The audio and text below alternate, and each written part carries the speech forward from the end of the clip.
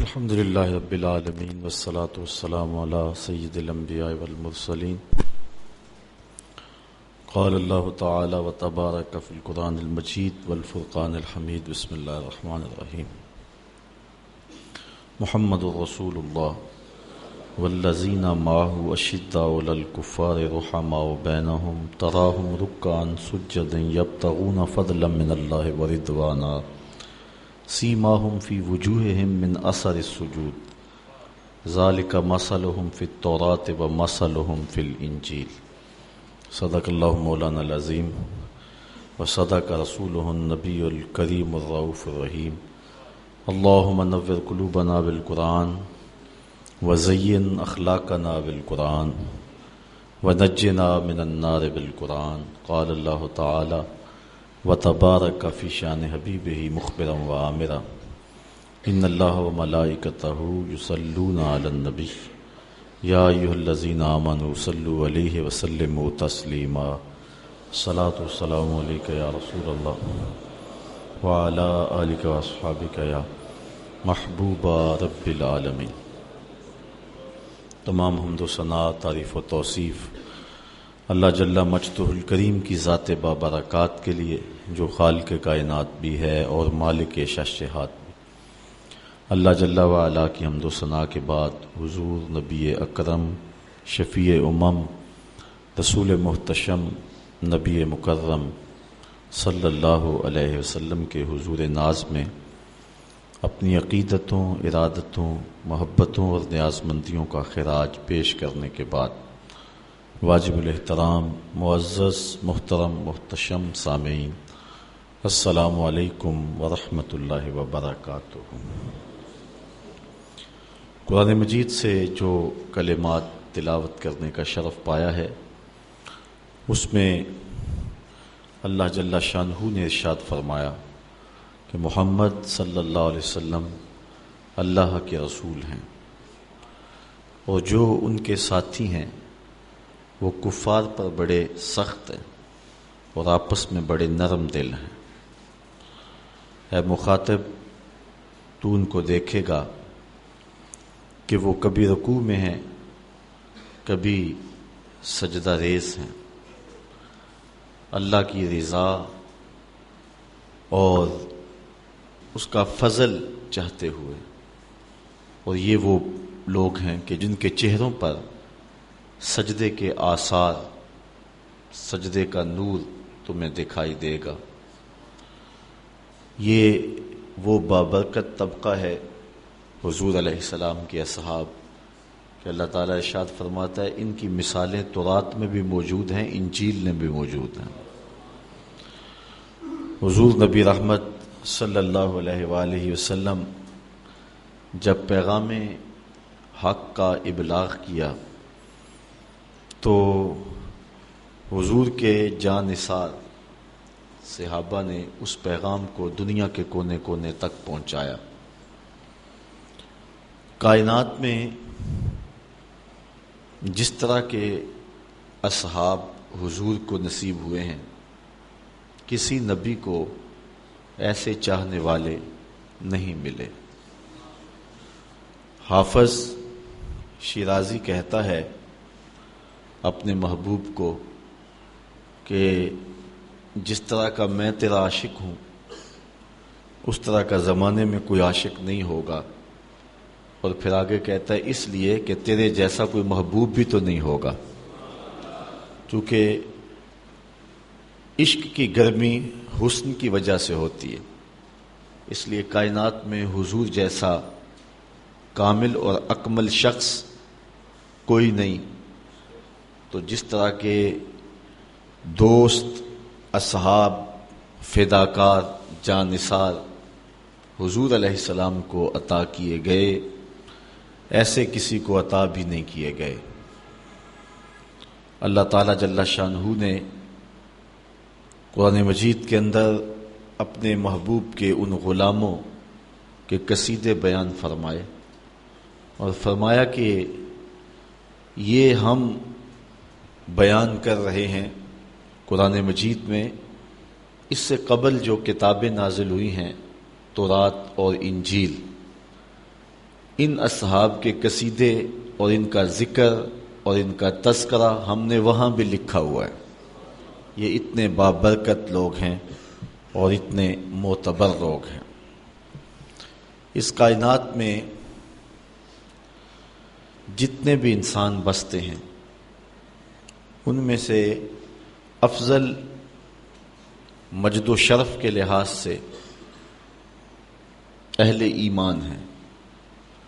کفار اخلاقی قدروں میں جتنے مرضی بلند کیوں نہ ہوں، مال و دولت، شہرت، ثروت، جاہ و منصب، اقتدار، سب کچھ ان کے پاس ہو، لیکن ایک مسکین مومن کی شان تک نہیں پہنچ سکتے. اس لیے اس کائنات میں بسنے والے انسانوں میں سب سے افضل شخص مومن ہے. اہل ایمان میں سے فضل و شرف رکھنے والے علماء اور اولیاء ہیں. علماء و اولیاء میں سے اغیاث اور اقطاب فضل و شرف پاتے ہیں. اغیاث اور اقطاب کا جہاں نقطہ عروج ہوتا ہے وہاں تابی کا مرتبہ شروع ہوتا ہے، اور جہاں تابی اپنے نقطہ کمال کو پہنچتا ہے وہاں صحابی کا کمال اور عظمتیں شروع ہوتی ہیں. صحابہ میں سے جو مہاجر صحابہ ہیں وہ فضیلت والے ہیں. مہاجر و انصار میں سے جو بدر میں شریک ہوئے ہیں وہ افضل ہیں، اور ان میں سے عشرہ مبشرہ جن 10 لوگوں کے لیے حضور نے جنت کی بشارت دی وہ افضل ہیں.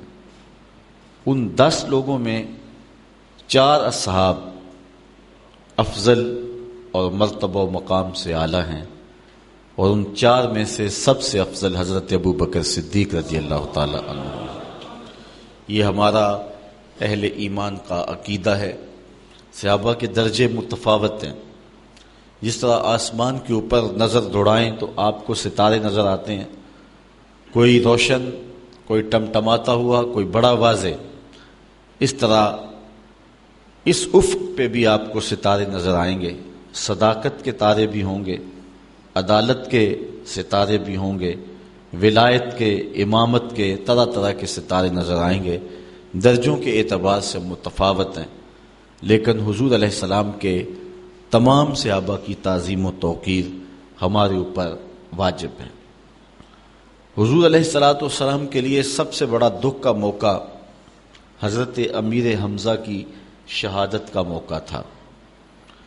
آقا کریم علیہ السلام کے اس چچا کو وحشی نامی ہندا کے غلام نے قتل کیا، اور نہ صرف قتل کیا، آپ کی آنکھوں میں نیزے چبھوئے، جگر کاٹا، کلیجہ توڑا، کان کاٹے، ناک کاٹ لی، اور ان کا ہار پرویا، اور اس کو ہندا نے اپنے گلے میں ڈالا، ابو سفیان کی زوجہ.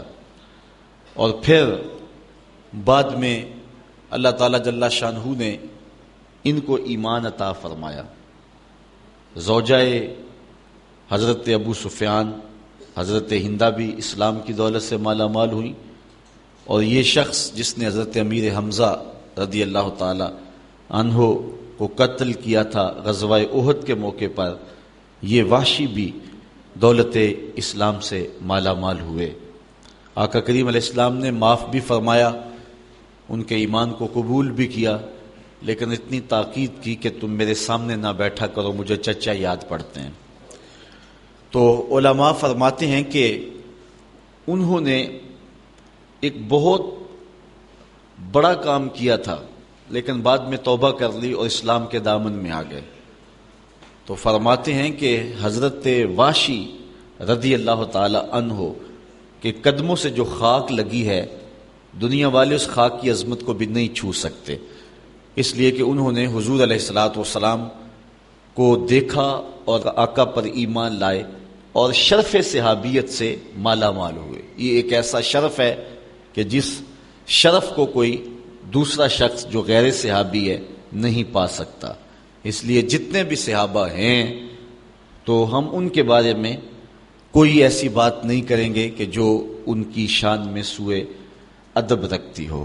حضور علیہ السلام کا فرمان سنیے، اپنے اصحاب کے بارے میں حضور نے ارشاد فرمایا، حضرت ابو سعید خدری رضی اللہ تعالی عنہ اس حدیث کے راوی ہیں، قال قال النبی صلی اللہ علیہ وسلم لا تسبوا اصحابی فلو ان احدکم انفق مثل احد ذهبا ما بلغ مد احدهم ولا نصیفہ۔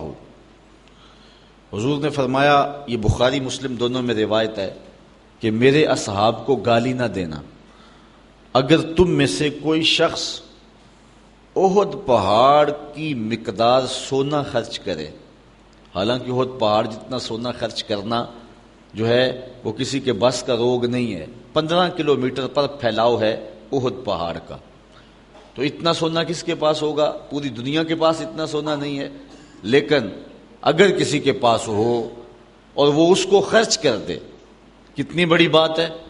تو حضور نے فرمایا اگر احد پہاڑ کے برابر کوئی سونا خیرات کر دے تو میرا صحابی ایک مد جو خیرات کرے، ایک مد جو ہے وہ چیز خیرات کر دے، تو مد ایک پیمانہ ہے، اس پیمانے کے مطابق اتنا خیرات کرے اور بعد میں آنے والا احد پہاڑ جتنا سونا خیرات کر دے، تو فرمایا کہ وہ میرے صحابی کے اجر کو نہیں پہنچ سکتا ہے، بلکہ اس کو جو ایک مد خیرات کرنے کا ثواب ملا ہے، اس کا جو اجر ملا ہے احد پہاڑ جتنے سونے کو خیرات کرنے والا اس صحابی کے آدھے اجر کو بھی نہیں چھو سکتا۔ نصیفہ ہو، جو آدھا اجر اس کو اس کا ملا ہے اس کو بھی وہ نہیں چھو سکتا۔ یہ صحابی کے عمل کا وزن ہے۔ اب صحابی کے عمل کا یہ وزن کیسے پیدا ہوا؟ اس لیے کہ اس کی نگاہ نے حضور کا جمال دیکھا ہے۔ یہی وجہ ہے نا، یہاں رک کر کے ایک بات کرنا چاہوں گا کہ جب صحابی کے عمل کا وزن اتنا ہے کہ احد پہاڑ جتنا سونا خیرات کر دیا جائے تو پھر بھی صحابی کے ایک مد جو خیرات کرنے کے آدھے اجر کو بھی بندہ نہیں پہنچ سکتا، تو پھر جس کے چہرہ نور کو دیکھ کر کے اجر کا اتنا وزن بڑھ جاتا ہے تو پھر امتی عمل کرتے کرتے نبی سے بڑھ کیسے سکتا ہے؟ تو یہ عقیدہ باطل ہوا کہ امتی عمل کرتے کرتے نبی کے برابر ہو جاتا ہے، بلکہ بڑھ بھی جاتا ہے۔ وہ ساری زندگی بھی ایک ٹانگ پہ کھڑا رہے، نبی کے پاؤں سے اڑنے والی دھول کی عظمت کو بھی نہیں چھو سکتا ہے۔ حضور کی شان ہی ورا ہے۔ اور ذرا سورہ عادیات اٹھائے، اللہ کیا کہہ رہا ہے؟ وَالْعَادِيَاتِ دَبْحًا فَالْمُورِيَاتِ قَدْحًا فَالْمُغِيرَاتِ صُبْحًا فَأَثَرْنَ بِهِ نَقْعًا فَوَسَطْنَ بِهِ جَمْعًا۔ ذرا غور تو کیجئے، دیکھیے عظمت کیا ہے۔ خدا ہو کے کہہ رہا ہے، محبوب تو نہیں، تیرے غلام، تیرے غلام نہیں، تیرے غلاموں کے گھوڑے، تیرے غلاموں کے گھوڑے نہیں، ان کی ٹانگیں، ان کی ٹانگیں نہیں، ان کی ٹانگوں سے لگے ہوئے پاؤں، ان کے پاؤں نہیں، ان کے پاؤں سے لگی ہوئی کھریاں، وہ کھریاں نہیں، ان کھریوں کے پتھر کے ٹکرانے سے جو شرارے اڑتے ہیں، میں خدا ہو کہ ان اڑتے شراروں کی قسم فرماتا ہوں۔ ذرا غور تو کیجئے، نبی کی شان تو بہت ورا ہے۔ نبی کے غلاموں کے گھوڑوں کی ٹانگوں کے پاؤں کے ساتھ لگی ہوئی کھریوں کے ٹکرانے سے، پتھر سے جو شرارے نکلتے ہیں، اللہ قرآن میں کہتا ہے مجھے ان شراروں کی قسم۔ اور پھر وہ محبوب کے غلاموں کے گھوڑے جب ریتلی زمین میں چلے جاتے ہیں اور ان کی سموں کے ٹکرانے سے جب ریت اڑتی ہے تو وہ اڑتے ہوئے غبار کی رب قسم فرما رہا ہے۔ تو کون ہے جو نبی کی عظمت کو چھو سکے؟ تو نہ جانے کیا غضب ڈھایا لوگوں نے اور یہ بات لکھ ماری کہ امتی عمل کرتا کرتا بعض کا نبی کے برابر ہو جاتا ہے، بلکہ بڑھ بھی جاتا ہے۔ یہاں دیکھیے صحابی کے عمل کو کوئی چھو ہی نہیں سکتا، کوئی ساری زندگی بھی لگا رہے، دل کھول کے خرچ کرے، احد پہاڑ جتنا سونا کہاں سے لائے گا؟ اور اگر اتنا کر بھی لے تو پھر بھی صحابی ایک مٹھی بھر جو خیرات کیے ہیں اس کا جو اجر صحابی کو حضور کے چہرے کو دیکھنے کی وجہ سے ملا ہے، اس اجر کے آدھے حصے کو بھی وہ شخص نہیں پا سکتا ہے۔ جب صحابی کے اجر کو نہیں چھوا جا سکتا تو پھر نبی کی شان کیا ہوگی اور نبی کا اجر کیا ہوگا؟ تو حضور نے فرمایا کہ میرے اصحاب کو گالی نہ دو۔ حضرت ابو بردہ رضی اللہ تعالیٰ عنہ اپنے باپ سے روایت کرتے ہیں، قال رفع یعنی نبی صلی اللہ علیہ وسلم راسہ الی السماء وکان کثیر مما یرفع راسہ الی السماء، کہتے ہیں حضور نے آسمان کی طرف اپنا رخ اٹھایا، اور حضور کثرت کے ساتھ اپنے رخ انور آسمان کی طرف اٹھایا کرتے تھے۔ تو حضور نے ایسے آسمان کو دیکھا اور دیکھ کر کے فرمایا فقال النجوم امنۃ للسماء، یہ جو ستارے ہیں یہ آسمان کے امن کی ضمانت ہے، جب تک ستارے رہیں گے تو آسمان کو کچھ نہیں ہو سکتا، یہ ستارے آسمان کے امن کی ضمانت ہے۔ فَإِذَا ذَهَبَتِ النُّجُومُ أَتَى السَّمَاءَ مَا تُوعَدُ، جب یہ ستارے جھڑ جائیں گے تو آسمان کو وہ ملے گا جو اس کا مقسوم ہے، جو وعدہ کیا گیا ہے، اور وہ کیا کہ لپیٹ دیا جائے گا اور ٹکڑے ٹکڑے ہو جائے گا۔ اذا السماء انفطرت واذا الكواكب انتصرت، آسمان پھٹ جائے گا، ٹکڑے ٹکڑے ہو جائے گا۔ تو جب تک ستارے ہیں آسمان قائم، ایسے کچھ نہیں ہو سکتا۔ اور پھر فرمایا وَأَنَا آمَنَةٌ لِأَصْحَابِي، اور میں اپنے اصحاب کے امان کی ضمانت دوں، جب تک میں موجود رہوں گا میرے صحابہ کو کچھ نہیں ہو سکتا۔ فَإِذَا ذَهَبْتُ أَنَا آتَى أَصْحَابِي مَا يُوعَدُونَ، اور جب میں چلا جاؤں گا تو میرے اصحاب کو وہ ملے گا جو ان کا مقسوم ہے، فتنے، لڑائیاں، بہت کچھ ہوگا۔ وَأَصْحَابِي آمَنَةٌ لِأُمَّتِي، پھر فرمایا میرے اصحاب جو ہیں وہ امت کے لیے امن کی ضمانت ہیں۔ فَإِذَا ذَهَبَ صحابی، اور جب میرے صحابی چلے جائیں گے عطا امتی ما توعد، تو پھر امت کو وہ پہنچے گا جو ان کو وعدہ دیا گیا ہے، یعنی ان کے اندر انشقاق پیدا ہوگا، ان کے اندر بدعتیں اور نئے نئے فتنے پیدا ہوں گے۔ تو عطا ما یوعدون، تو جو ان کا مقسوم ہے وہ ان کو ملے گا۔ تو جب تک ستارے موجود ہیں آسمان کو کچھ نہیں ہوگا، اور جب تک میں ان میں ظاہری حیات سے ہوں تو میرے صحابہ کو کچھ نہیں ہو سکتا، اور جب تک صحابہ ہیں امت کا کچھ نہیں بگڑ سکتا۔ اللہ اکبر۔ یہ روایت حضرت ابی بردہ اپنے والد گرامی سے روایت کرتے ہیں۔ حضرت ابو سعید خدری رضی اللہ تعالی عنہ سے ایک روایت دیکھیں جس کو مسلم نے اپنے الفاظ میں بیان کیا، قال یاتی علی الناس زمان یبعث منہم البعث، فرمایا ایک زمانہ آئے گا کہ لوگ لشکر بھیجیں گے، کسی لڑائی کے لیے، کسی جنگ کے لیے لشکر چڑھے گا، تو لوگ کیا کہیں گے؟ تو لوگ کہیں گے فیقولون، لوگ کہیں گے انظروا هل تجدون فیکم احدا من اصحاب رسول اللہ صلی اللہ علیہ وسلم، یار دیکھو کوئی حضور کا صحابی ہے، اس کو بھی لے جو جنگ پہ ساتھ، اس کی برکت سے فتح ہو جائے گی۔ فرمایا ایک زمانہ آئے گا کہ لوگ میرے صحابیوں کو ڈھونڈیں گے کہ کوئی صحابی مل جائے اور آقا کریم علیہ السلام کے کسی صحابی کی برکت سے جو ہے وہ کامیابیاں ہو۔ اس دنیا پر سب سے آخری صحابی حضرت ابو طفیل رضی اللہ تعالی عنہ گزرے ہیں۔ حج کا موقع تھا، اونچے ٹیلے پہ کھڑے ہو گئے اور کہنے لگے کہ لوگوں اس وقت روئے زمین پہ میرے علاوہ کوئی نہیں ہے جس نے حضور کو دیکھا ہو، صرف یہی دو آنکھیں ہیں جنہوں نے جمال احمد مرسل دیکھا ہے۔ اللہ اکبر۔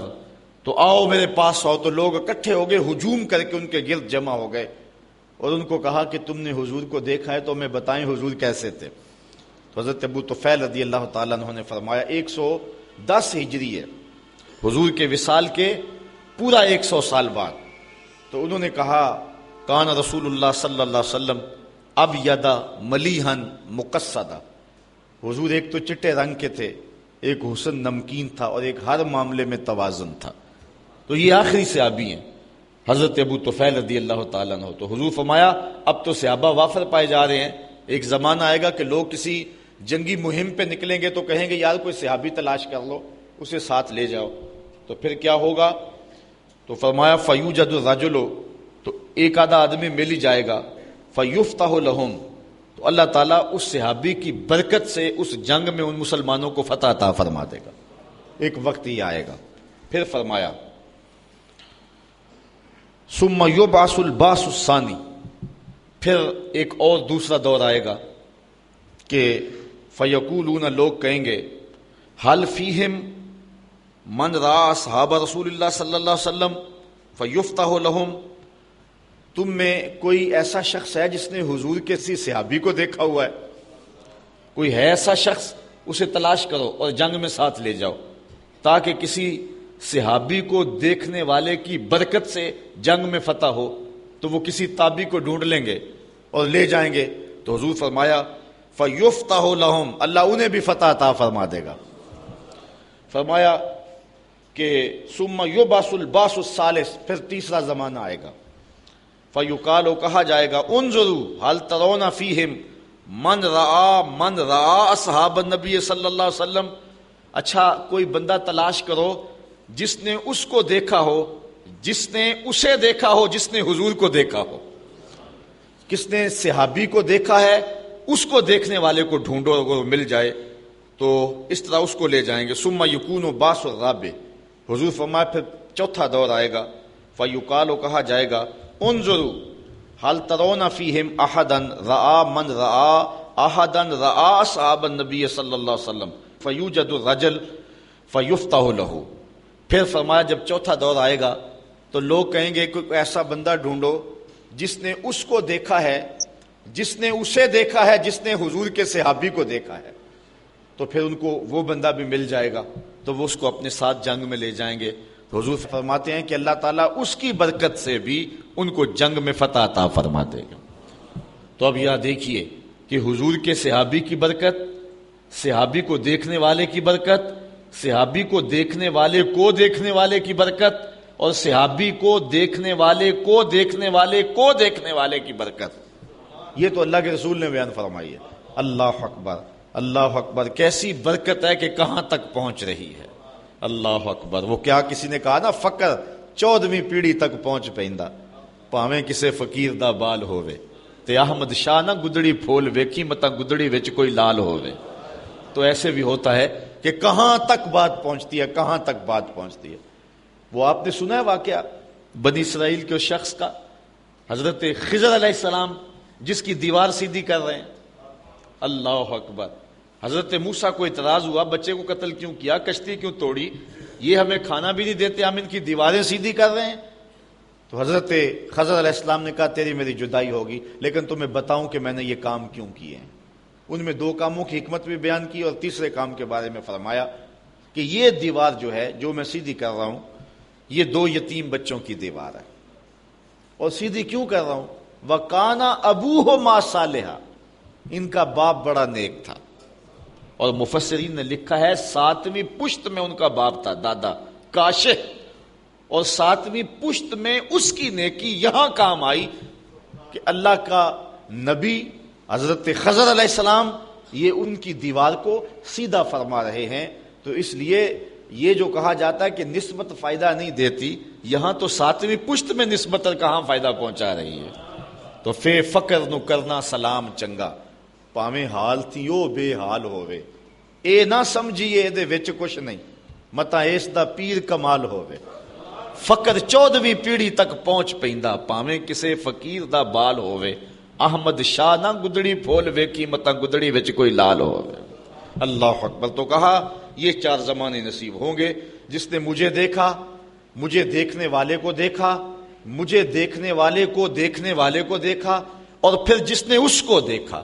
اللہ تعالیٰ ان کے صدقے سے برکتیں پیدا فرمائے گا، اور جنگوں میں فتحیں اور کامیابیاں نصیب ہوتی رہیں۔ حضرت جابر رضی اللہ تعالی عنہ حضور سے روایت کرتے ہیں کہ آقا کریم نے فرمایا لا تمس النار مسلمن رآنی اور رآ من رآنی، اس شخص کو جہنم کی آگ نہیں چھو سکتی جس نے مجھے دیکھا۔ جو اہل ایمان، جو مسلمان مجھے دیکھ لیا جس نے بحالت ایمان، تو فرمایا اس کو جہنم کی آگ نہیں چھو سکتی۔ نہ صرف کہ اس کو نہیں چھو سکتی، جس نے پھر اس کو دیکھ لیا اس کو بھی جہنم کی آگ نہیں چھوئے گی۔ یہ برکت ہے صحابی رسول کو دیکھنے کی۔ حضرت عبداللہ بن مغفل رضی اللہ تعالی عنہ حضور سے روایت کرتے ہیں، سنو حضور علیہ السلام کا فرمان۔ آقا کریم نے فرمایا اللہ اللہ فی اصحابی، اللہ اللہ فی اصحابی، لا تتخذوہم غرضا من بعدی، فمن احبہم فبحبی احبہم، ومن ابغضہم فببغضی ابغضہم، ومن اذاہم فقد اذانی ومن اذانی فقد اذى اللہ ومن اذى اللہ فیوشک ان یاخذہ رواہ الترمذی۔ حضرت امام ترمذی نے یہ روایت نقل کی ہے۔ حضرت عبداللہ بن مغفل کہتے ہیں حضور نے فرمایا اللہ اللہ فی اصحابی، میرے اصحاب کے بارے میں اللہ سے ڈرو، کوئی زبان پر ایسی بات نہ لانا۔ پھر فرمایا دوسری مرتبہ اللہ اللہ فی اصحابی، میرے اصحاب کے بارے میں اللہ سے ڈرو، اللہ کا خوف کرو۔ اور پھر ارشاد فرمایا لا تتخذوہم غرضا من بعدی، میرے بعد ان کو برے لفظوں سے یاد نہ کرنا، میرے بلا نہ کہنا، بلکہ حضور نے فرمایا فمن احبہم فبحبی احبہم، جس نے میرے صحابہ سے محبت کی میری وجہ سے محبت کی، ومن ابغضہم فببغضی ابغضہم، اور جس نے ان سے بغض رکھا تو وہ میرے بغض کی وجہ سے میرے صحابہ سے بغض رکھا۔ اگر پیار کوئی کرتا ہے تو وہ بھی میرے لیے کرتا ہے۔ آج وہ اقبال نے کہا تھا نا، اے کہ نشہ ناسی خفیرہ جلیاز ہوشیار باش، اے گرفتار ابو بکر و علی ہوشیار باش۔ آج جو ہے وہ دو ٹکڑوں میں بانٹ دیا گیا ہے، صرف 6 صحابہ کے علاوہ باقی کو کہا گیا کہ معاذ اللہ یہ مرتد ہو گئے تھے، استغفر اللہ۔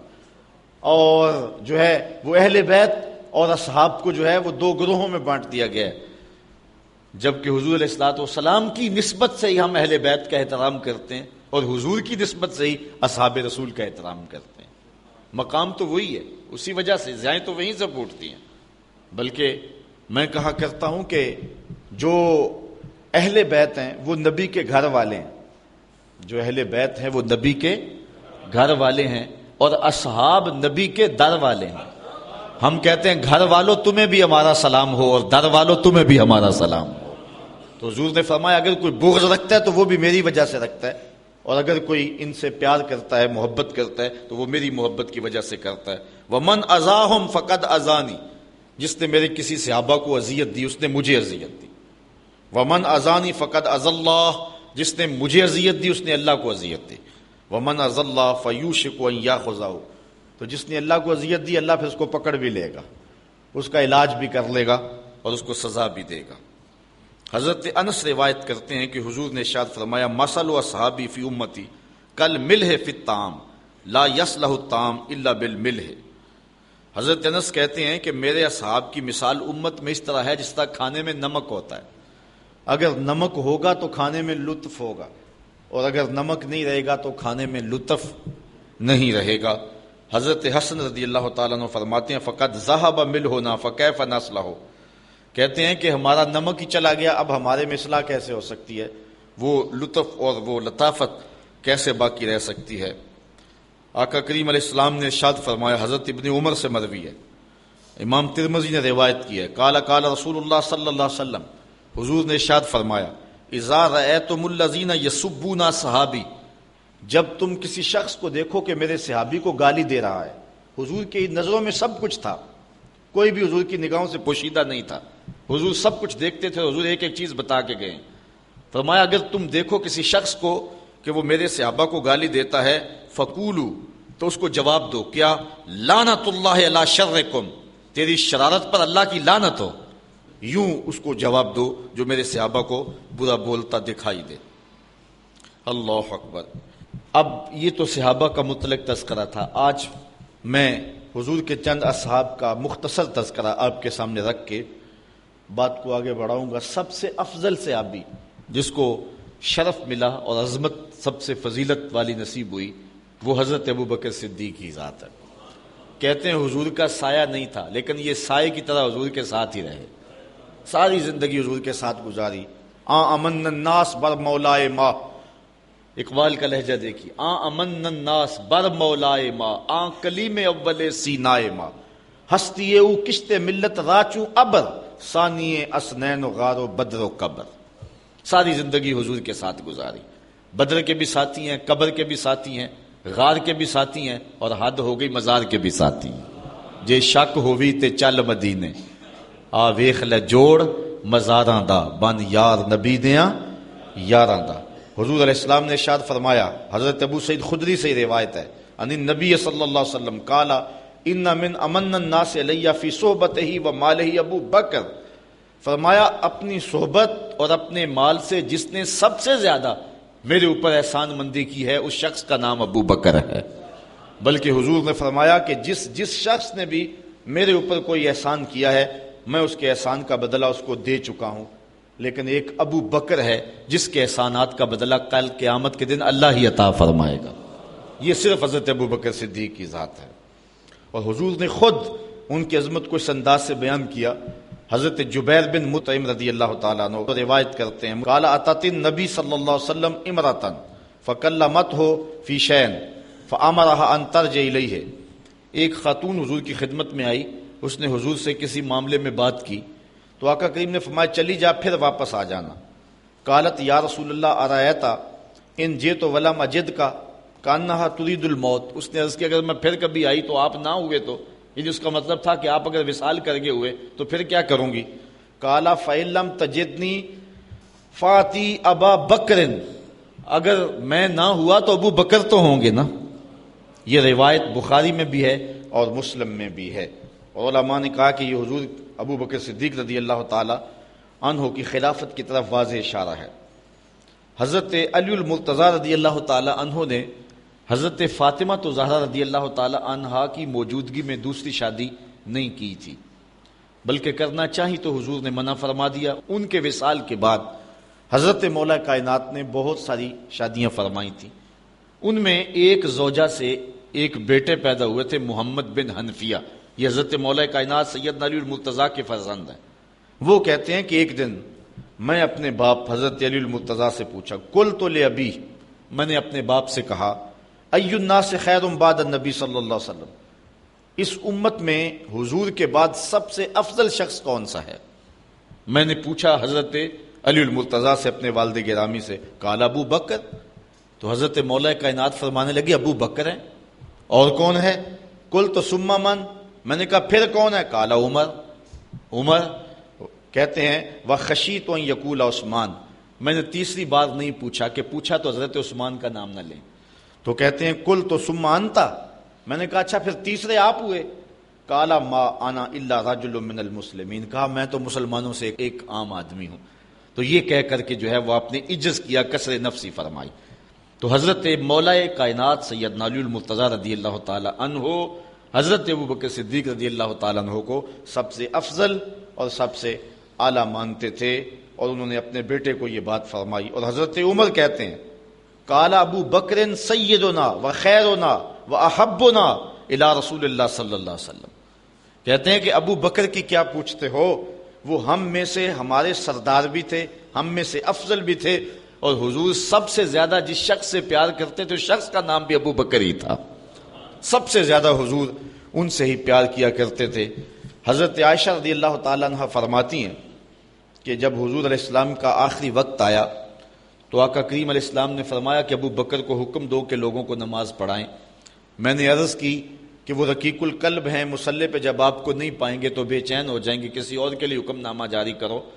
تو حضور علیہ السلام نے جو جواب دیا وہ ایک طویل حدیث ہے، لیکن حدیث کا ایک حصہ ہے کہ حضور علیہ السلام نے فرمایا لا ينبغي لقوم فيهم ابو بکر ان يؤمهم غیرہ، کسی قوم کے لیے مناسب ہی نہیں ہے کہ ابو بکر ان کے اندر رہتے ہو اور امامت کوئی اور کروائے۔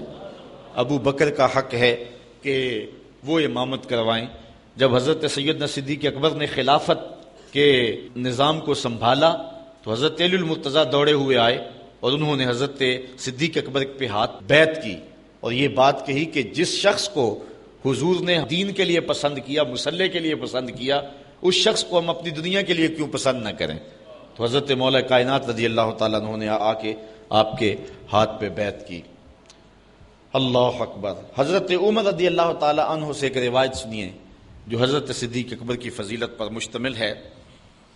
کہتے امرنا رسول اللہ صلی اللہ علیہ وسلم ان نتصدق ووافق ذلك عندي مالا فقلت اليوم اسبق ابا بکر ان سبقته یوما، کہتے حضور نے ایک مرتبہ فنڈ کے لیے ارشاد فرمایا کہ لاؤ راہ خدا میں پیش کرو، تو میرے پاس اتنی خوشحالی تھی کہ اتنی کبھی خوشحالی ہوئی نہیں تھی، تو میں نے کہا اگر ابو بکر سے بڑھ سکتا ہوں تو آج بڑھ سکتا ہوں، آج اللہ کا خاص کرم ہے تو آج میں ابو بکر سے اگر بڑھ سکوں تو آج بڑھ سکتا ہوں۔ فجے تو بنصف مالی، میں گیا اور آدھا مال لے آیا۔ فقال رسول اللہ صلی اللہ علیہ وسلم ما ابقیت لأہلک فقلت مثلہ. حضور نے پوچھا عمر گھر والوں کے لیے کیا چھوڑا ہے؟ میں نے کہا اتنا ہی چھوڑ آیا ہوں، جتنا لے آیا ہوں اتنا ہی چھوڑ آیا ہوں، آدھا لے آیا ہوں آدھا چھوڑ آیا ہوں. وَأَتَى ابو بکر رضی اللہ تعالیٰ عنہ بِكُلِّ مَا عِندَهُ. کہتے ہیں پھر ابو بکر سارا مال ہی سمیٹ کے لے آئے. اللہ اکبر. فقال یا ابا بکر ما ابقیت لأہلک. حضور نے کہا ابو بکر تم گھر کے لیے کیا چھوڑا ہے؟ تو حضرت ابو بکر رضی اللہ تعالیٰ نے کہا ابقیت لہم اللہ ورسولہ. حضور میرے سامنے بھی آپ ہیں، میرے گھر میں بھی تو آپ ہی ہیں نا. وہ اپنے نام لیواؤں کو تنہا چھوڑتے کب ہیں، جہاں ہم دم نہ ہو کوئی وہاں سرکار ہوتے ہیں. تو کہا کہ میں اللہ اس کے رسول کی رضا کو گھر چھوڑ آیا ہوں. قلت لا اسبقہ الی شیء ابدا. حضرت عمر کہتے ہیں پھر میں نے کہا کہ میں ابو بکر سے کبھی بھی نہیں بڑھ سکتا. اللہ تعالیٰ نے ان کو شان یہ انوکھی دی ہے. حضرت عمر رضی اللہ تعالیٰ عنہ دوسرے خلیفہ راشد ہیں. اللہ تعالیٰ نے ان کو بھی بڑی شان عطا فرمائی، اور شانوں کا عالم یہ ہے کہ حضور علیہ السلام نے ارشاد فرمایا کہ ان اللہ جعل الحق علی لسان عمر وقلبہ. اللہ تعالیٰ نے عمر کے دل اور زبان پر حق جاری کر دیا ہے. حضرت عمر جب بولتے ہیں تو ان کی زبان پر حق ہی جاری ہوتا ہے. بلکہ آقا کریم علیہ السلام نے اللہ کی بارگاہ میں دعا مانگی کہ اللہم اعز الاسلام بأبی جہل ابن حشام اور بعمر ابن الخطاب. اے اللہ یا ابن حشام، ابو جہل بن حشام یا عمر بن خطاب، ان دونوں میں سے کسی ایک سے جس کو تو پسند کرتا ہے اسلام کو عزت دے دے. یہ حضور نے دعا کی. ادھر یہ تلوار لے کے بانی اسلام کا چراغ بجھانے نکلے تھے، لیکن راستے نے کہا کدھر جا رہے ہو؟ کہا بس آج کام تمام کرنے جا رہا ہوں. کہا گھر کی تو خبر لو. کہا کیا ہوا ہے؟ کہا تمہاری بہن بھی اس آقا کی غلام بن گئی ہے. وہ واقعہ پھر آپ نے سنا ہے کہ وہ جب گئے تو قرآن مجید کی تلاوت ہو رہی تھی. عمر کا پھر دل ہی بدل نہیں گیا. اللہ اکبر. اقبال کہتے ہیں تو نہ دانی کے سوزے کراتے تو دیگر گوں کر تقدیر عمر را. میری بہن تو نہیں جانتی، تو چھوڑ گیا قرآن کی تلاوت. قرآن تو ایسا ہے اگر بہن ہو کے قرآن پڑھے تو عمر کی تقدیر بدلتی ہے، اور ماں ہو کے قرآن پڑھے تو نیزے کی نوک پہ بیٹا قرآن سناتا ہے. تو نہ دانی کے سوزے کراتے تو دیگر گوں کر تقدیر عمر را. تو تقدیر بدلی. پھر حضور کی خدمت میں حاضر ہو گئے. حضرت عقبہ بن عامر رضی اللہ تعالی عنہ روایت کرتے ہیں کہ حضور علیہ السلام نے ارشاد فرمایا لو کان بعدی نبیا لکان عمر. اگر میرے بعد کوئی نبی ہوتا تو عمر ہوتا. اللہ تعالیٰ نے یہ شان حضرت عمر رضی اللہ تعالی عنہ کو عطا فرمائی ہے. حضرت ابن عمر روایت کرتے ہیں خرج ذات یوم ودخل المسجد وابو بکر وعمر احدهما عن یمینہ والآخر عن شمالہ وهو آخذ بیدیہما. ایک دن حضور مسجد میں تھے، حضرت عمر بھی گئے، حضرت صدیق اکبر بھی گئے. کہتے ہیں کہ حضور علیہ السلام نے دایاں ہاتھ حضرت ابو بکر اور بایاں حضرت عمر کا پکڑا ہوا تھا، اور اس طرح حضور جو ہے وہ چلتے جا رہے تھے. حضرت ابو بکر صدیق دائیں سمت تھے، حضرت عمر رضی اللہ تعالیٰ عنہ بائیں سمت تھے، اور ایسے حضور مسجد نبوی میں تشریف لا رہے. وہو آخذ بیدیہما فقال ہاکذا نبعث یوم القیامہ. حضور نے فرمایا قیامت کے دن ہم یوں ہی قبروں سے اٹھائے جائیں گے. میرے دائیں ہاتھ میں ابو بکر کا ہاتھ ہوگا اور بائیں ہاتھ میں عمر کا ہاتھ ہوگا. اللہ اکبر. یہ شان ہے ان غلاموں کی. حضرت عائشہ رضی اللہ تعالیٰ عنہ روایت کرتی ہیں کہ حضور علیہ الصلوۃ والسلام گھر میں لیٹے ہوئے تھے اور آقا کریم کی پنڈلی سے کپڑا ہٹا ہوا تھا. تو حضرت ابو بکر صدیق آئے اور انہوں نے اذن طلب کیا، حضور میں آ جاؤ، اور ایسے ہی لیٹے رہے اور پنڈلی پر جو کپڑا تھا کو آگے نہیں کیا ہے، اسی طرح ہٹا رہا. وہ آئے بیٹھ گئے اور باتیں کرنے لگے. ثم استاذن عمر. پھر حضرت عمر آ گئے رضی اللہ تعالیٰ عنہ، تو وہ بھی آ کے بیٹھ کے حضور نے اجازت دے دی. حضور علیہ السلام نے کوئی اپنے کپڑے کو جنبش نہیں دی اور پنڈلی کو ڈھانپا نہیں ہے، چونکہ سترے عورت جو ہے وہ گھٹنے سے شروع ہوتا ہے. پنڈلی عموماً گھر میں بندہ برہنہ بھی رکھ سکتا ہے، کوئی حرج نہیں ہے. تو حضور علیہ الصلوۃ والسلام کی پنڈلی سے کپڑا ہٹا ہوا تھا. دونوں آ کے بیٹھ کے باتیں کرتے رہے. پھر تھوڑی دیر ہوئی تو کہتے ہیں حضرت عثمان آئے رضی اللہ تعالی عنہ. تو جب حضرت عثمان رضی اللہ تعالیٰ عنہ آئے وَسَوَّ ثِيَابَهُ. حضور نے جلدی اپنی پنڈلی پر کپڑا کر لیا. وہ بیٹھ کے باتیں کرنے لگے. گفتگو ختم ہوئی، سارے چلے گئے. میں نے عرض کی حضور حضرت ابو بکر آئے، آپ ایسے ہی جلوہ فراز رہے، پنڈلی پر کوئی کپڑا نہیں کیا. حضرت عمر آئے، آپ ایسے گفتگو کرتے رہے، پنڈلی پہ کپڑا نہیں کیا، لیکن عثمان آئے تو آپ نے جلدی سے پنڈلی پر کپڑا اوڑھ لیا. فرمایا عائشہ میں اس سے حیا کیوں نہ کروں جس سے فرشتے بھی حیا کرتے ہیں. اللہ اکبر. حضرت مرہ بن کعب رضی اللہ تعالی عنہ حضرت عثمان غنی رضی اللہ تعالی عنہ کی بات کرتے ہیں. چونکہ حضرت عثمان غنی رضی اللہ تعالی عنہ انتہائی کٹھن زندگی گزاری ہے، خلافت کا زمانہ، اور بعد میں انہیں ظلماً شہید کیا گیا. تو کہتے ہیں کہ حضور علیہ الصلوۃ والسلام سے میں نے سنا کہ حضور فتنوں کا ذکر کر رہے تھے. فمر رجل مکنع فی ثوب، ایک آدمی گزرا جس نے اپنے اوپر کپڑا اڑا ہوا تھا. فقال ھذا یومئذ علی الہدی، حضور نے کہا اس دن جب فتنے آئیں گے یہ بندہ ہدایت پہ ہوگا، یہ بندہ حق پہ ہوگا، یہ بندہ سچائی پہ ہوگا. وہ جو جس شخص نے کپڑا اڑا ہوا تھا نا، اس شخص کے بارے میں حضور نے فرمایا. بات چل رہی تھی فتنوں کی، اچانک جو ہے وہ یہ کپڑا اوڑے ہوئے کوئی شخص گزرا تو حضور نے فرمایا یہ اس دن حق پہ ہوگا. کہتے ہیں مجھے تجسس ہوا اور میں جو ہے وہ شخص کی طرف بڑھا. فقمت الیہ، میں اٹھا اور میں کہا دیکھوں تو صحیح یہ بندہ کون ہے. فاذا ہوا عثمان بن عفان رضی اللہ تعالی عنہ. تو یہ حضرت عثمان رضی اللہ تعالی عنہ تھے. تو کہتے ہیں کہ گو یقین تو تھا لیکن پھر بھی میں نے قال فاقبلت علیہ بوجہہ، تو میں نے ان کا چہرہ جو ہے وہ حضور کی طرف کیا. کپڑا اوڑے جا رہے تھے تو میں نے جو ہے وہ کپڑا سائڈ پہ کر کے چہرہ حضور کی طرف کیا. فقلت ھذا، میں نے کہا حضور یہ؟ کالا، نام کہا ہاں یہی، کہ جب فتنوں کی آگ جلے گی تو یہ شخص حق پہ ہوگا. اللہ اکبر. یہ حضور نے گارنٹی دی ہے. ابن عمر رضی اللہ تعالیٰ عنہ روایت کرتے ہیں کہ حضور علیہ السلام نے فتنوں کا ذکر کیا. فقال یقتل ھذا فیھا مظلوما لعثمان، حضور نے فرمایا کہ جب فتنے بپا ہوں گے تو حضرت عثمان ظلماً قتل کر دیے جائیں گے. اور پھر ایسا ہی ہوا کہ جب بلوہ ہوا تو حضرت عثمان شہید کر دیے گئے. اور اس وقت وہ قرآن مجید کی تلاوت کر رہے تھے. حضرت امام حسین پر 3 دن پانی بند ہوا، حضرت عثمان غنی پر 40 دن پانی بند رہا. 40 دن پانی ان کے اوپر بند رہا اور اپنے اہل خانہ کے سامنے شہید کر دیے گئے. اور جس وقت حضرت عثمان غنی رضی اللہ تعالیٰ عنہ شہید کیے گئے اس وقت قرآن کھول کے پڑھ رہے تھے اور آپ کا خون اس آیت پہ گرا، فَسَيَكْفِيكَهُمُ اللَّهُ.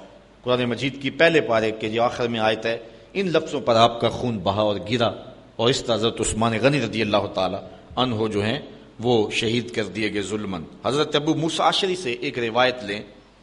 قال كنت مع النبی صلی اللہ علیہ وسلم فی حائط من حیطان المدینہ. کہتے ہیں ایک دن مدینے کے کسی باغ میں حضور کے ساتھ تھا میں. حضرت ابو موسیٰ اشعری کہتے ہیں فجاء رجل فاستفتح، کوئی شخص آیا اور اس نے دروازے کو دستک دی. اللہ آپ سب کو مدینے لے جائے اور بہت جلد لے جائے، اور وہاں جا کے آپ دیکھیں گے کہ آج بھی مدینے کے جو باغ ہیں ان کو پھاٹک لگے ہوئے ہیں، دروازے لگے ہوئے ہیں. یہ ہمارے باغ ان کے ارد گرد دروازے نہیں ہوتے. ہاں کوئی باڑ لگا لے وہ بھی درختوں کی یا گارڈین کی یا کسی چیز کی تو وہ ایک الگ امر ہے اور وہ بھی اب رواج پڑا ہے. لیکن عرب میں شروع سے جو باغات ہیں ان کے گرد 4 دیواری ہوتی تھی اور اس پر دروازہ لگا ہوا ہوتا تھا. تو حضور علیہ السلام موجود تھے، وہاں تشریف فرما تھے، میں بھی حضور کے پاس تھا کہ کوئی حضور کی خوشبو سونگھ کے آ گیا تو اس نے دروازے کو دستک دی.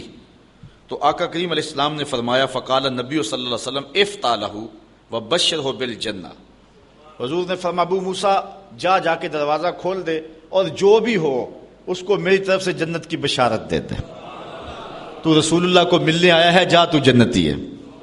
کہتے ہیں میں گیا، دروازہ کھولا، ففتحت لہ، میں نے دروازہ کھولا تو کیا منظر دیکھا؟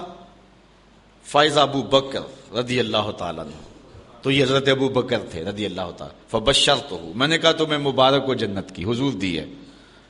کالا، تو انہوں نے کہا کہ فحمد اللہ، انہوں نے کہا اللہ کا شکر ہے، اللہ کا کرم ہے کہ حضور نے یہ مجھے دولت عطا کر دی. ثم جاء رجل فاستفتح، کہتے ہیں تھوڑی دیر گزری تو پھر دروازے کو دستک ہونے لگی. فقال النبی صلی اللہ علیہ وسلم افتح لہ وبشرہ بالجنہ. حضور نے فرمایا دروازہ کھول دے، جو بھی ہو اسے جنت کی بشارت دیتے. تو کہتے ہیں میں پھر گیا اور جا کے دروازہ کھولا، ففتحت لہ فاذا عمر، تو حضرت عمر رضی اللہ تعالیٰ عنہ تھے. فاخبرتہ، تو میں نے انہیں خبر دی بما قال نبی صلی اللہ علیہ وسلم، جو حضور نے مجھے کہا تھا. فحمد اللہ، انہوں نے اللہ کی حمد بیان کی. ثم استفتح رجل، پھر کسی نے دروازے پہ دستک دی. فقال له افتح له، حضور نے کہا جا دروازہ کھول دے. وبشرہ بالجنہ، اسے جنت کی بشارت دے دے. الا بلوا تصیبہ، لیکن یہ بھی کہنا مصیبتیں بڑی آئیں گی. ساتھ یہ بھی اسے کہنا الا بلوا تصیبہ، تجھے مصیبتیں بہت آئیں گی. تو کہتے ہیں فائزہ عثمان، میں گیا تو وہ حضرت عثمان تھے رضی اللہ تعالی عنہ. فاخبرتہ بما قال النبی صلی اللہ علیہ وسلم، تو میں نے خبر دی جو حضور نے کہا. فحمد اللہ، تو نے کہا اللہ کا شکر ہے. ثم قال، پھر کہا اللہ المستعان، میں اللہ سے مدد مانگتا ہوں. جب مشکلیں آئیں گی تو مشکلوں میں وہی میری مدد کرے گا. اب حضرت زر بن حبیش رضی اللہ تعالی عنہ روایت کرتے ہیں، کہتے ہیں قال علی رضی اللہ تعالی عنہ والذی فلق الحب وبرأ النسم انہ لعہد النبی صلی اللہ علیہ وسلم النبی الامی صلی اللہ علیہ وسلم الی اللہ یحبنی الا مومن ولا یبغضنی الا منافق. حضرت علی فرماتے ہیں مجھے قسم ہے اس رب کی جس نے گٹھلی کو پھاڑا اور دانے کو چیرا، کہ حضور نے میرے بارے یہ بات کہی کہ تیرے سے محبت مومن کرے گا اور بغض منافق رکھے گا. یہ علامت ہے حضرت علی المرتضیٰ سے پیار ایمان کی، اور ان سے بغض رکھنا یہ دشمنی کی علامت ہے. حضرت عمران بن حسین سے روایت لیتے ہیں، وہ حضور سے بیان کرتے ہیں کہ آقا کریم علیہ الصلوۃ والسلام نے فرمایا ان علی منی وانا منہ وہو ولی کل مومن، کہ علی میرے سے ہے اور میں علی سے ہوں، اور علی ہر مومن کا دوست ہے، ہر مومن کا ولی ہے. حضرت زید بن ارقم رضی اللہ تعالیٰ عنہ فرماتے ہیں کہ حضور نے فرمایا من کنت مولا ہو فعلی مولا، جس کا میں مولا ہوں اس کا علی مولا ہے. اللہ اکبر. حضرت انس رضی اللہ تعالی عنہ روایت کرتے ہیں کہ کالا کانا عند النبی صلی اللہ علیہ وسلم طیر، ایک دن حضور کے پاس کوئی بھنا ہوا پرندہ آیا. فقال اللہم آتنی بأحب خلقک الیک یاکل مائی ھذا الطیر، یا اللہ کوئی ایسا بندہ بھیج دے جس سے تو سب سے زیادہ پیار کرتا ہے، تاکہ یہ جو پرندہ میں اس کے ساتھ بیٹھ کے کھاؤں. کہتے ہیں فجاءہ علی فاکل معہ، تو حضرت علی تشریف لے آئے تو حضور نے ان کے ساتھ بیٹھ کر کے وہ پرندہ تناول فرمایا. اور حضرت ام عطیہ روایت کرتی ہیں کہ حضور نے ایک لشکر روانہ کیا جس لشکر میں حضرت علی رضی اللہ تعالیٰ عنہ تھے. قالت فسمیت رسول اللہ، حضرت ام عطیہ کہتی ہیں یہ میں نے خود حضور سے سنا کہ آقا کریم علیہ الصلوۃ والسلام وہو رافع یدیہ، حضور ہاتھ اٹھا کے دعا کر رہے تھے. کیا؟ سنو ذرا لفظ، اللہم لا تمتنی حتی ترینی علی، اے اللہ جب تک علی نہیں آ جاتا میں اس کو دیکھ نہیں لیتا، مجھے موت نہ عطا فرمانا. اللہ اکبر. یہ حضرت علی المرتضیٰ رضی اللہ تعالیٰ عنہ کے لیے حضور علیہ السلام کے پیار کی دل آویز کہانی ہے. اور حضرت ام سلمہ رضی اللہ تعالیٰ عنہ حضور نبی رحمت سے روایت کرتی ہیں، ام المومنین رضی اللہ تعالیٰ عنہ کہتی ہیں لا یحب علی منافق ولا یبغضہ مومن، کہ علی سے منافق محبت نہیں کر سکتا اور مومن بغض نہیں رکھ سکتا. یہ پکی علامت ہے. بلکہ اس عنوان کے ساتھ ایک قول فیصل آپ کے سامنے رکھوں، بات آگے بڑھ رہی ہے. حضرت برا بن عازب رضی اللہ تعالیٰ عنہ سے روایت لیتے ہیں، اور زید بن ارقم رضی اللہ تعالیٰ عنہ جو ہیں وہ یہ روایت کرتے ہیں کہ حضور نبی رحمت صلی اللہ علیہ وآلہ وسلم نے جو ہے جب غدیر خم کے پہ پہنچے تو حضور نے حضرت علی کا ہاتھ پکڑ لیا، اور پھر حضور نے فرمایا لوگوں کیا تم جانتے ہو کہ میں مومنین سے ان کی جانوں سے زیادہ قریب ہوں؟ لوگوں نے کیوں نہیں؟ تو پھر حضور نے فرمایا لوگوں تم جانتے ہو کہ میں ہر مومن کا جو ہے وہ مولا ہوں اور اس کی جان سے زیادہ اس کا مالک اور اس کے قریب ہوں. کہا کیوں نہیں؟ تو پھر حضور نے فرمایا اللہم من کنت مولاہ فعلی مولا، اللہم وال من والاہ وعاد من آداہ. تو کہتے ہیں کہ پھر حضور نے حضرت علی کا ہاتھ پکڑا اور کہا اے اللہ جس کا میں مولا ہوں اس کا علی مولا ہے. اے اللہ جو اللہم وال من والا ہو، جو اس سے پیار کرے تو بھی اس سے پیار کر، اور جو اس سے عداوت رکھے اے اللہ تو بھی اس سے دشمنی رکھ. اور حضرت علی المرتضیٰ خود بیان فرماتے ہیں کہ حضور علیہ الصلوۃ والسلام نے فرمایا فی کا مثل من عیسیٰ، اے علی تیری مثال حضرت عیسیٰ والی ہے. جن کے معاملے میں آ کے دو لوگ برباد ہو گئے، یہودی بھی اور عیسائی بھی۔ یہودیوں نے حضرت عیسیٰ سے بغض رکھا، ان پر تہمت لگائی، ان کی ماں پر تہمت لگائی، وہ بھی برباد ہو گئے، ان کے قتل کے درپے ہوئے، برباد ہو گئے۔ اور عیسائیوں نے حضرت عیسیٰ سے اتنا پیار کیا کہ انہیں اللہ کا بیٹا کہہ دیا، تو وہ بھی برباد ہو گئے۔ فرمایا اے علی تیری وجہ سے بھی لوگ برباد ہوں گے۔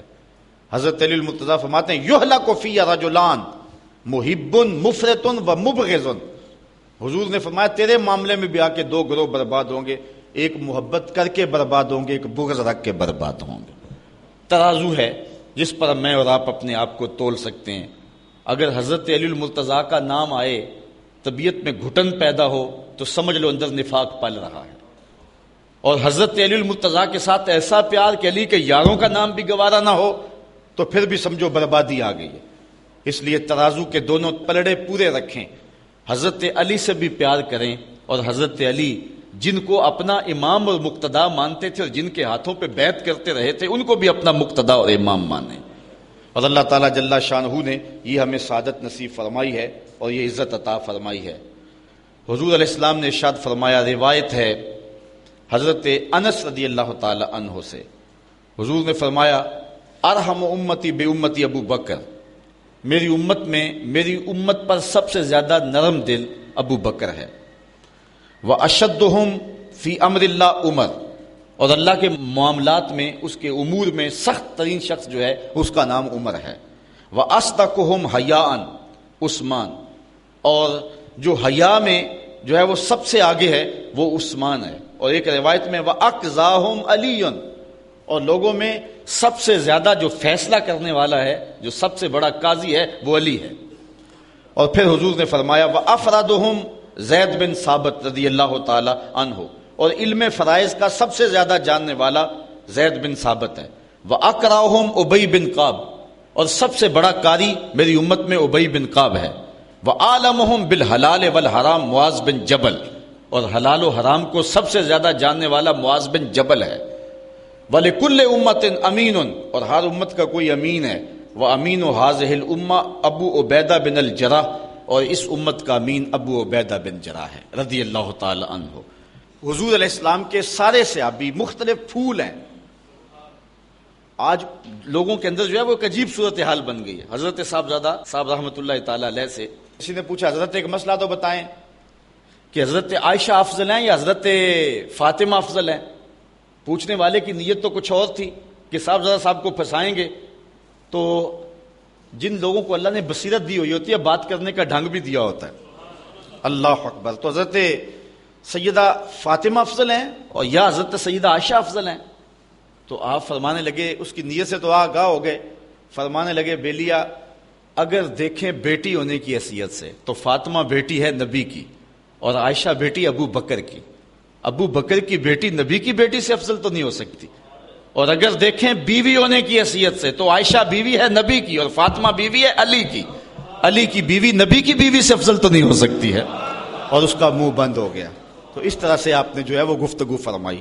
تو کسی کو کوئی، حضور نے یہ سارے صحابہ کی شان بیان فرمائی، کوئی شان کا مالک تھا، کوئی شان کا مالک ہے۔ کسی کو ہیبت الامہ کہا، کسی کو امین و حاضر الامہ کہا، کسی کو کہا کہ میرے ماں باپ اس پہ قربان، حضرت سعد کے لیے کہا علم یا سعد فدا کا امی واپی۔ سارا زمانہ حضور کو کہتا ہے کہ حضور میرے ماں باپ آپ پہ قربان، لیکن حضرت سعد کے کمان کے چلے میں تیر چڑھایا، کہا ارم یا سعد فدا کا امی وابی، سعد تیر پھینکو تیرے اوپر محمد کے ماں باپ قربان۔ وہ بھی اعزاز دیا نا، وہ بھی عزت دی۔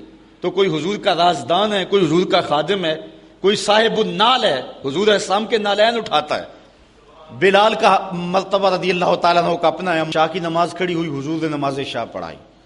نماز شاہ پڑھا کر کے حضور جلدی جلدی اپنے جو ہے وہ کاشان انور کی طرف چل پڑے۔ تو جب حضور چل پڑے تو میں حضور علیہ الصلوۃ والسلام کے پیچھے چلا، چونکہ میری غرض تھی، میں ماں سے وعدہ کر کے آیا تھا کہ حضور سے آپ کے لیے اور اپنے لیے مغفرت کی دعا کرواؤں گا حضور سے۔ تو ماں نے پوچھنا تھا بیٹے حضور سے دعا کروائیے، تو میں کیا جواب دوں گا؟ تو میری خواہش تھی کہ میں حضور سے ملوں، حضور سے عرض کروں حضور میرے لیے اور میری ماں کے لیے مغفرت کی دعا کر دیجئے۔ میں حضور کے پیچھے چلا، فسامع صوتی، تو میرے پاؤں سے آواز پیدا ہوئی۔ تو آقا کریم نے سنا، فقالا من ھذا، حذیفہ تو حضور نے فرمایا کون ہے؟ حذیفہ ہے، رخ بھی نہیں موڑا، ویسے کہا کون ہے، اور ساتھ ہی کہہ دیا حذیفہ ہے۔ کل تو میں نے کہا کہ نعم، جی حضور میں حذیفہ ہوں۔ اب اگلی بات میں نے کرنی تھی کہ میں کس لیے آیا ہوں، لیکن حضور نے فرمایا ما حاجتوں کا غفر اللہ لک ولی امک، اللہ تجھے بخشے تیری ماں کو بخشے، کیا کام ہے؟ حذیفہ کیا لینے آئے ہو؟ اللہ تجھے بھی بخش دے تیری ماں کو بھی بخش دے۔ اچھا، جب انسان نے کوئی سوال ترتیب دیا ہوا ہو تو ایسے ہو جائے تو پھر تو عجیب صورتحال ہو جاتی ہے، تو کہتے ہیں میں چپ کے کہوں آگے کیا؟ حضور نے کہا کہ اللہ تجھے بخشے، غفر اللہ لک ولی امک، ما حاجتوں کا، تجھے کیا غرض ہے، کس لیے آئے ہو؟ اللہ تجھے بھی بخش دے تیری ماں کو بھی بخش دے۔ تو میں اب خاموش، تو پھر حضور نے خود ہی فرمایا ان ھذا ملک لم ینزل الارض قط قبل هذه الليلہ استاذن ربہ ان یسلم علی ویبشرنی بان فاطمہ سیدۃ نساء اہل الجنہ وان الحسن والحسین سیدہ شباب اہل الجنہ، کہ کہا کہ اے حذیفہ نو پھر جو تمہارا مطالبہ تھا وہ تو پورا ہو گیا، ایک میری بات بھی سنو، یہ میرے پاس فرشتہ آیا ہے جو آج سے پہلے کبھی دھرتی پہ آیا نہیں ہے، اور اللہ سے خصوصی اجازت لے کر میری زیارت کے لیے آیا ہے، اور مجھے بتانے آیا ہے کہ آپ کی بیٹی فاطمہ جنتی عورتوں کی سردار ہے اور آپ کے بیٹے حسن اور حسین جنتی جوانوں کے سردار۔ اللہ تعالیٰ جل شانہ آل و اصحاب نبی کی عظمت کو ماننے کی توفیق نصیب فرمائے۔ آفاق کے ہر ہر گوشے میں قرآن سنا کر دم لینا، اب رکنا نہیں، اب تھمنا نہیں، فردوس میں جا کر دم لینا، آفاق کے ہر ہر گوشے میں قرآن سنا کر دم لینا، اب رکنا نہیں، اب تھمنا نہیں۔